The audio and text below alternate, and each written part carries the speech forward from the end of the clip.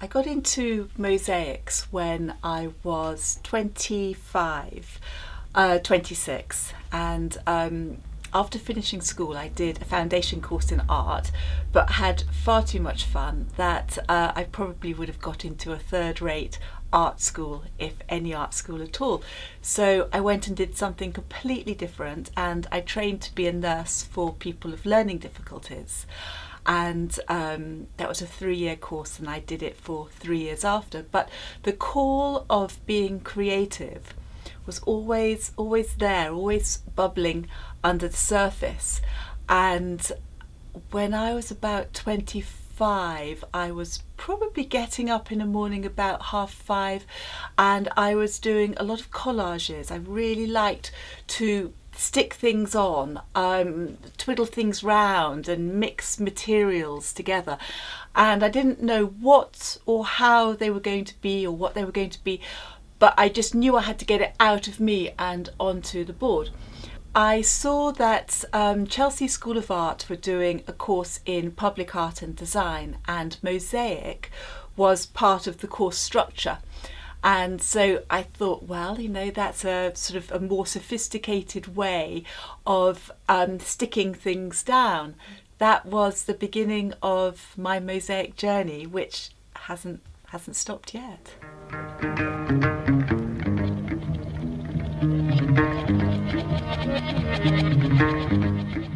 So, being a mosaicist, or as I cheekily call myself on social media, a mosaicist extraordinaire, there are many different arms of my work. So my personal passion at the moment is portraiture, which is, I'm just learning so much all the time and constantly fascinated by it. I do public art, which is what I was trained to do in my degree, and have done pieces in Witney, Stanton Harcourt. If anybody's been to the V&A Museum of Childhood in Bethnal Green, I did the big mosaic nameplate that's outside. I do community arts, and a lot of the work I do is with teenagers, children in the hospitals in Oxford, which is, I can really see the benefits of mosaic in those environments. I teach. I'm in-house designer for Hobby Island Mosaics. I do personal commissions, and I have exhibitions. Just recently, I was very lucky to get a dream commission of Anne Lister, aka Gentleman Jack, by Sally Wainwright, who is the genius writer of Gentleman Jack. Well, as you know, I've admired your work for a long time, and I've wanted to commission something from you for a long time.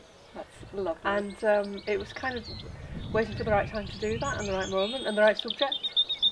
And then I think when I saw your portrait of Elizabeth I, yeah, with its modern twist, yeah, I thought that would be a great.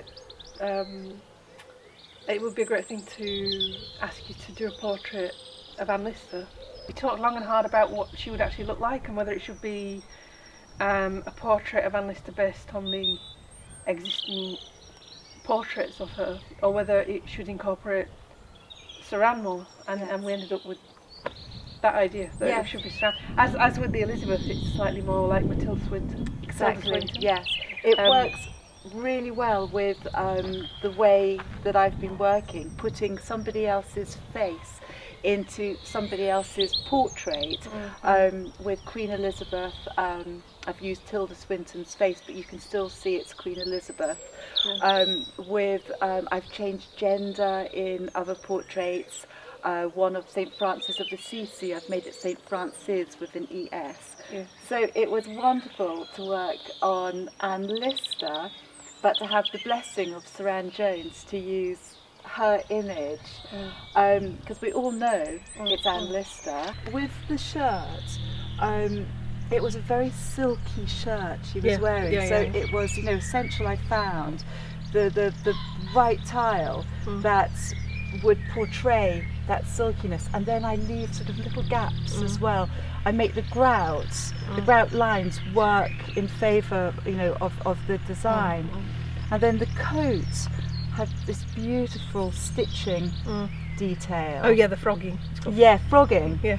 And that was great fun, because at first you think, I could do it in these tiles and those tiles, and you sort of play around, you experiment with several different tiles, and then one will just shout out, this is the one to use. And I use sort of heavier glass tiles as well. These ones are they've got a glassy front, the colour's at the back of the tile. These ones, the colour is block all the way through. Yeah. So it would make the shirts feel sort of silkier and flimsier, and the coat sort of harder and bolder, and heavier and bolder. And what I love as well, saying earlier, is the matte on the flesh. Yes. Which when I looked at it the other night in the sort of semi-darkness, and it really stood out. The eyes really stood out, but what really stood out was how real the face felt. Yeah. Which is quite extraordinary, given the medium. It feels really extraordinary that you could create that softness. Sometimes when I do the skin, I don't fear it as much, but I used to really, really get quite worried about doing it, 'cause it took a long time to get right, and the frustration of having to make changes, but the elation of cracking it is superb. I study skin constantly, and I'm always looking at how light falls on people's faces and the colours and the shapes. And I start off with the nose, and then I always think, it looks like so bizarre in mosaic when you just look at just a small area. But when you look at it as a whole, it works. But sometimes I can't believe what I'm actually putting down in the mosaic, because it looks every shade of wrong there is. But then I stand back and it's, you've caught it. You were talking earlier about how when you've done the outer layers and you moved on to the inner layers, and then you got up to Christmas and you got quite nervous about carrying on. Well, I think nervous is an understatement. I got terrified. And so this all went really smoothly, and we'd communicated, hadn't we, about all of this, and we'd worked out we wanted her handwriting and the code in God Is My Hope, and we had everything planned. And then it was coming to the centre and the star attraction of Anne Lister, and I had to stop. Could have been because Christmas I knew was going to be a distraction anyway, and I know when I start I just need to keep going. I don't want any distractions. I just need to keep going. So all through Christmas, though, I just had in my heart, I've got to start, and I hadn't, and I wasn't, and I suppose it was probably about the 6th of January or 7th of January that it was right. Now's the time.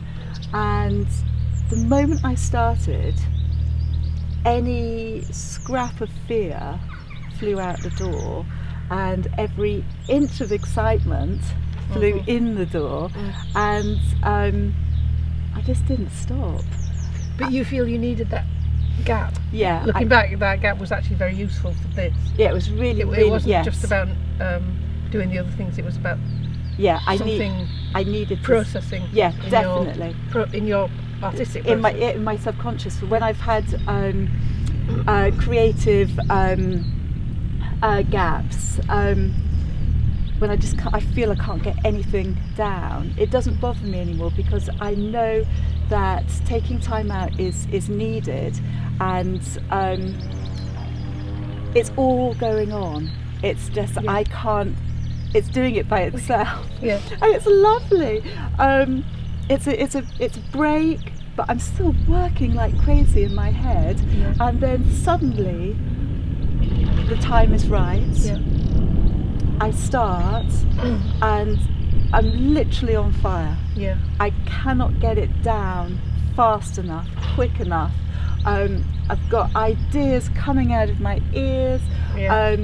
that's when you need to take a break. Yeah. It's That is like incredibly writing. important. It does sound Yeah. like writing, and it's like you're saying, you kind of need that.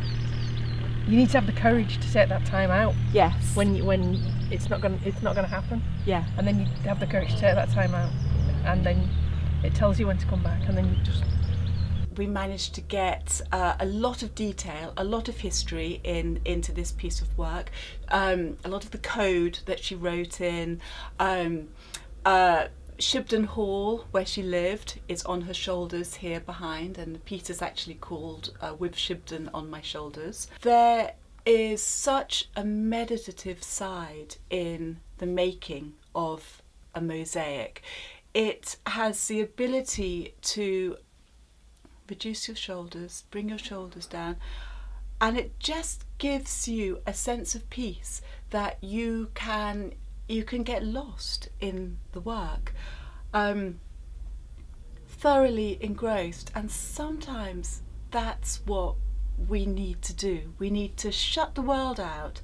Not always, but just sometimes we need to shut the world out, and we just need to be fully focused on something beautiful. And mosaic is something beautiful.